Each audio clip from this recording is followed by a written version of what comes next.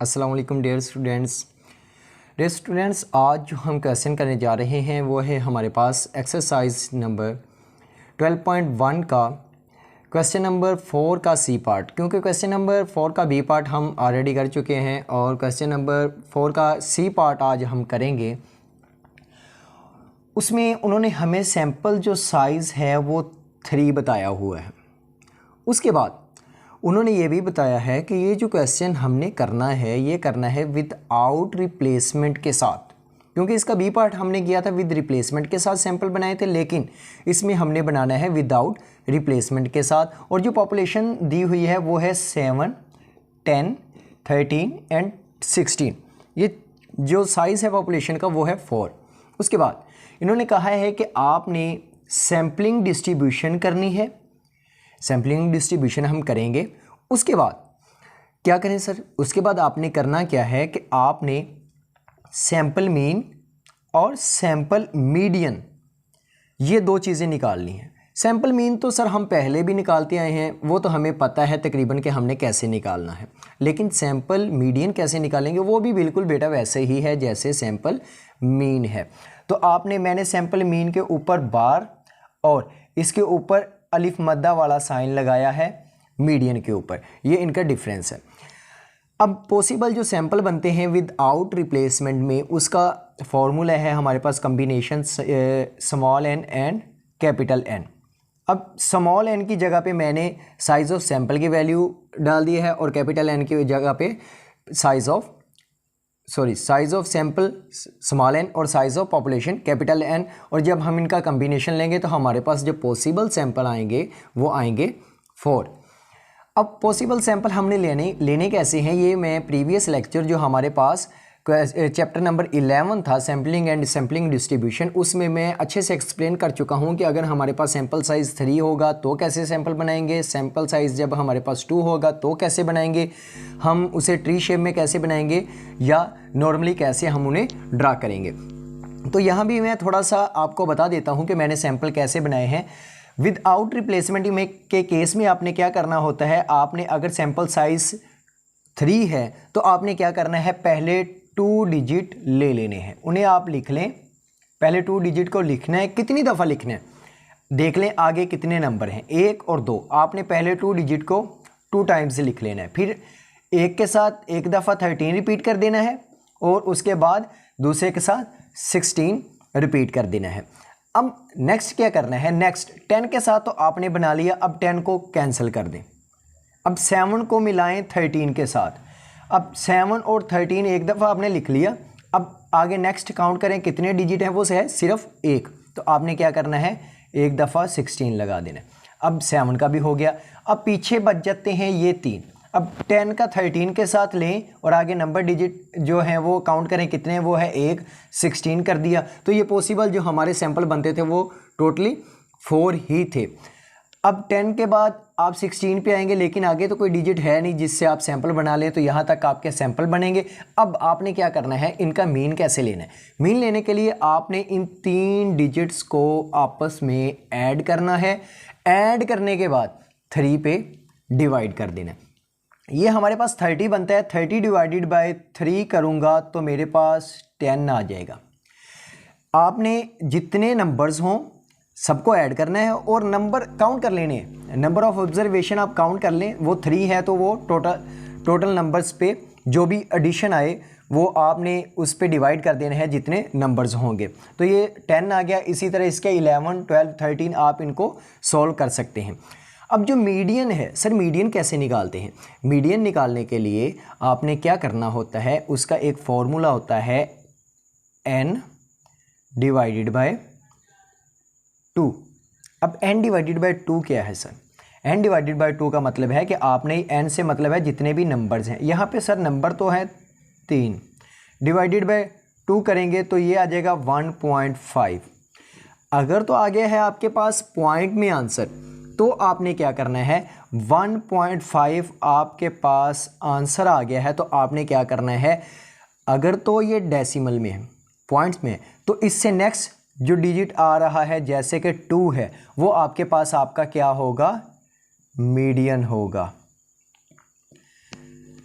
जैसे 1.5 आंसर आया है तो 2 जो दूसरे वाला नंबर होगा वो आपका मीडियन होगा। जैसे यहाँ पे दूसरे वाला कौन सा है, पहला, फिर दूसरा ये 10, यहाँ पे दूसरे वाला 10, यहाँ पे दूसरे वाला 13 और यहाँ पे 13, क्योंकि यहाँ पे वैल्यूज ही सब 3 है। अगर 4 होती तो मैं यहाँ पे 4 कर देता, 2 पे डिवाइड करता तो एग्जैक्ट नंबर आना था। हाँ सर, अगर एग्जैक्ट नंबर आ जाए तो मीडियन कैसे निकालेंगे? अगर तो एग्जैक्ट नंबर आ जाता है तो आपने आंसर यहाँ पे मिसाल के तौर पर मैं ले रहा हूँ, यहाँ पे मिसाल ले लेता हूँ 4 डिवाइडेड बाई 2, तो ये 2 आ जाना था।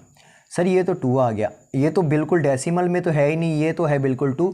तो आपने यहाँ पे क्या करना है, 2 + 3 दूसरा और नेक्स्ट डिजिट तीसरे वाला दोनों को ऐड करके 2 पे डिवाइड करना है। जो आंसर आएगा वो आपका मीडियन होगा।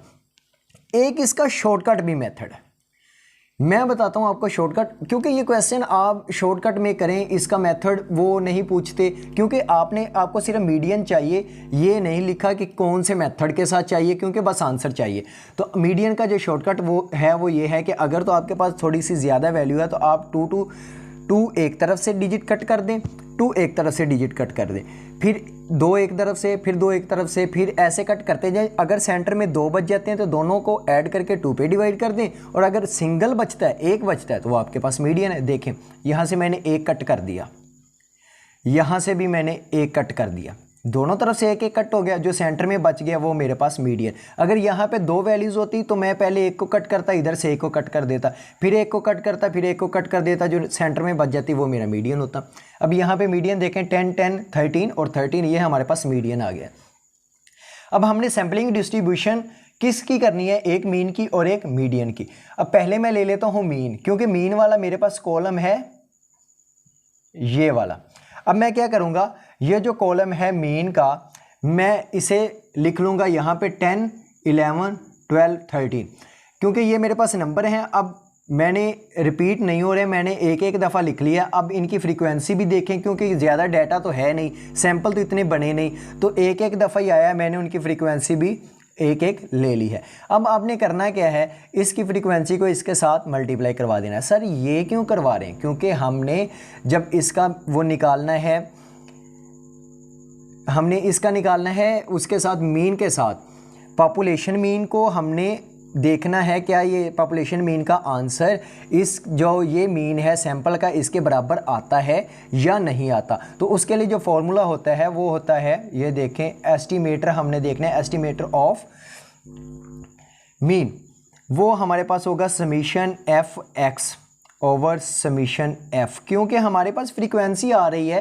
कि ये नंबर बिलोंग कर रहे हैं, तो इस वजह से हमने ग्रुप का फॉर्मूला लगाया है। इसमें अगर मैं वैल्यूज़ पुट कर देता हूँ, समीशन एफ एक्स का मेरे पास आंसर निकला है 46 और समीशन एफ निकला है 4, तो इसे डिवाइड कर दूंगा तो मेरे पास आंसर आ जाएगा 11.5, ये मेरे पास आंसर आ जाएगा। अब क्या करना है, ये तो सैम्पलिंग डिस्ट्रीब्यूशन हमने उसकी कर ली मीन की, अब मीडियन की करेंगे। मीडियन में देखें, मीडियन में मेरे पास है 10 10 13 और 13, लेकिन ये तो सर रिपीट हो रहे हैं नंबर, 10 भी 2 दफ़ा है, 13 भी 2 दफ़ा, लेकिन हम एक दफ़ा ही लिखेंगे। मैंने यहाँ पे एक दफ़ा 10 लिख लिया, एक दफ़ा 13 लिख लिया। अब सर जो 2 दफ़ा थे इसका क्या करेंगे, अब देख लें कि वो कितने नंबर थे, रिपीट कितनी दफ़ा हो रहा था, 2 दफ़ा, तो मतलब फ्रीक्वेंसी उसकी आने के जो चांसेस थे वो 2 हैं। उसके बाद 13 है, मतलब अपीयरेंस कितनी है 13 की, 2 दफ़ा, तो मैंने वो लिख दिया। अब इसका भी हमने क्या करना है, सैम्पलिंग डिस्ट्रीब्यूशन करने के बाद हमने उसे मीडियन में करना है, मीडियन का सैंपल निकालना है। मीडियन का सैंपल निकालने के लिए भी हम क्या करेंगे, ये हमारे पास मीडियन है, इससे ये फ्रीक्वेंसी है, इसको इसके साथ मल्टीप्लाई कर देंगे तो हमारे पास 46 आ जाएगा। बिल्कुल सेम फार्मूला वही होगा, लेकिन इसमें फ़र्क ये होगा कि summation F median divided by summation F, उसमें वैल्यू मैं पुट करता हूँ मीडियन की 46/4, तो इसका आंसर भी है 11.5। अब मेरे पास जो आंसर है वो निकल आया है किसका, सैम्पलिंग डिस्ट्रीब्यूशन ऑफ एक्स, यानी कि मीन, सैम्पलिंग मीन और मीडियन का, वो है 11.5, और जो हमारे पास मीडियन का आंसर है वो भी है 11.5। अब सर इन दोनों के आंसर्स को हमने मिलाना किसके साथ है? हमने मिलाना है कि जो हमारे पास पॉपुलेशन है, पॉपुलेशन का जो हमारे पास मीन है, क्या ये उनका आंसर इसके साथ मैच करता है? जी वो देख लेते हैं। उसके लिए जो मीन का फॉर्मूला होता है वो होता है summation x over capital N. Capital N का मतलब है कि हमारे पास जो साइज ऑफ पॉपुलेशन है, साइज ऑफ पॉपुलेशन है हमारे पास 4।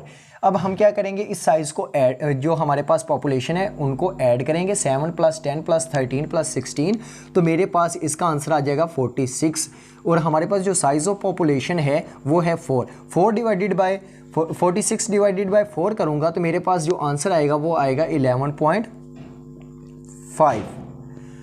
और 11.5 मेरे पास आंसर आ गया है। तो आप देख सकते हैं कि जो मेरे पास एस्टीमेटर निकला है x बार का वो बराबर है 11.5 के, और ये बराबर है किसके?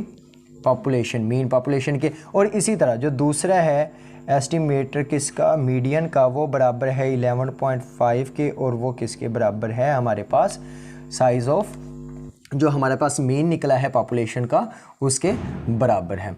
तो ये था हमारे पास क्वेश्चन नंबर जो 4 है उसका सी पार्ट। तो हमारा क्वेश्चन नंबर जो 4 है वो अब कंप्लीट हो चुका है। नेक्स्ट हम इंशाल्लाह करेंगे अगले लेक्चर में क्वेश्चन नंबर 5। तब तक के लिए दें मुझे इजाज़त। खुदा हाफिज़, शुक्रिया।